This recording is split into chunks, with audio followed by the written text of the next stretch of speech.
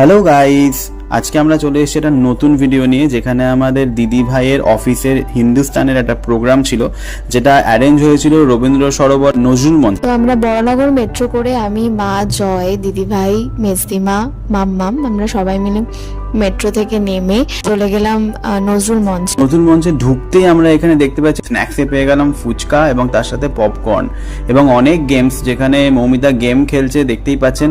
এর সাথে সাথে ট্যাটুও করানো হচ্ছে আর্ট দিয়ে, এছাড়াও নেল আর্টও ছিল এখানে।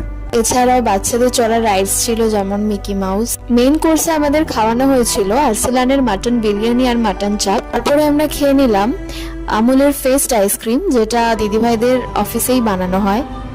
সবার শেষে যেটা মূল আকর্ষণ, সেটা হচ্ছে জি বাংলা সারেগামাপা খ্যাত গায়ক গায়িকাদের গান, আর সঙ্গে যে এমপ্লয়িজ দিদিভাইদের অফিসে তাদের নাচ, সঙ্গে আমার আর দিদিভাইয়ের নাচ। সব মিলিয়ে দিনটা খুব ভালো করে এনজয় করলাম।